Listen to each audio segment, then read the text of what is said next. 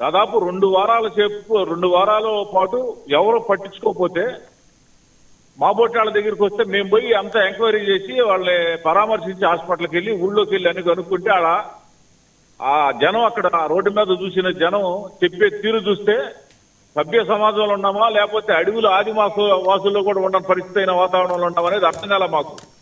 అంత దుర్మార్గం జరిగింది. దాని గురించి ఏం చెప్పాం, ఏం కులాలో చిచ్చు పెట్టాలని చూసాం.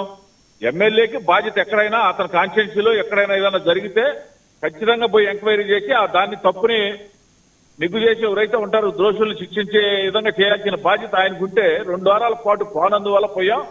దాంట్లో ఎమ్మెల్యే దీని వల్ల అశ్రద్ధ వల్ల ఇదంతా జరిగింది. ఆయన సరిగా పట్టించుకుంటే ఎవ్వరికీ అలాంటి అవసరం ఉండేది కాదు.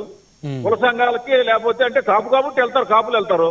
అట్టనే కమ్మాస్ అయితే కమ్మాల తాలూకు వెళ్తారు. చంద్రబాబు నాయుడు నాగులపులపాటి వీరయ్య చౌదరి దగ్గరికి వెళ్ళలేదా, లేకపోతే సంతనోతలపాదులో పక్కనున్న సంతమాగులూరులో లింగ సముద్రంలో వెళ్ళలేదా వీళ్ళు టీడీపీ వాళ్ళు? అట్లనే వెళ్ళారు, వాళ్ళకి సంబంధించిన వాళ్ళు వెళ్తారు. దానికి చట్టరీత్యా చట్టపరంగా కేసులు పెట్టే స్టేజ్ వస్తుందా ఏంది? వీళ్ళ మీద ఎన్ని కేసులు పెట్టాలి మరి? అది కరెక్ట్ కాదు కదా. ముగ్గురు పోయి వాళ్ళు ఏడుస్తా ఉంటే వాళ్ళకి ఏదన్నా సానుభూతి పరిస్థితి అంటే ఏదైనా పోయి ఆర్థికంగా ఎమ్మెల్యే 1 లక్ష రూపాయలు ఇచ్చాం ఉంది.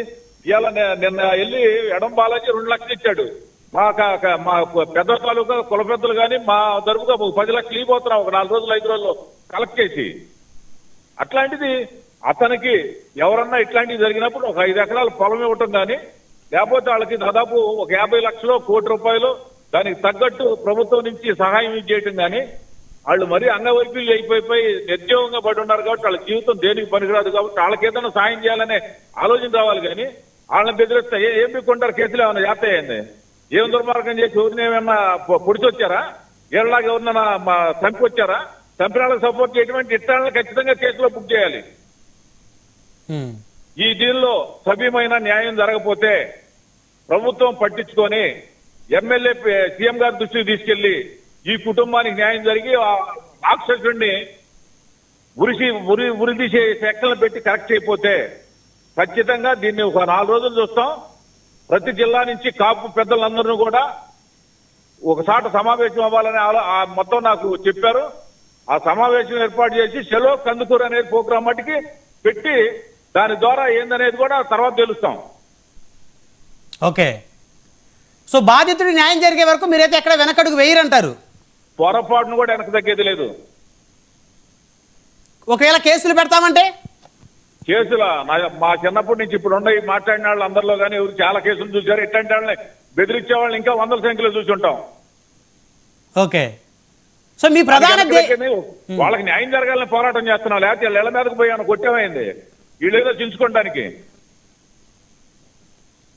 సో మీ ప్రధానమైనటువంటి లక్ష్యం ఏంటి స్వాములు గారు ఇప్పుడు ఈ ఎపిసోడ్ మీద? దీన్ని ఖచ్చితంగా ప్రభుత్వం స్పందించి ఇతనిచ్చే అవుట్సోర్స్ ఉద్యోగం 5,000దో 10,000దో ఆ అమ్మాయికి ఇచ్చినంత మాత్రం నా పిల్లలు ఇదవుతారా? లేకపోతే ఆ కుటుంబంలో ఉన్న 2-3 పోయారు ఆ తల్లిదండ్రులు ఏమన్నా ఇదే కట్టడానికి ఉంటుందా? వాళ్ళు నష్టపోయారు కాబట్టి దాని పరిహారం కట్టాలి. వాడిని శిక్షించే దీనిలో దారుణంగా శిక్షపడే విధంగా చేయాలి.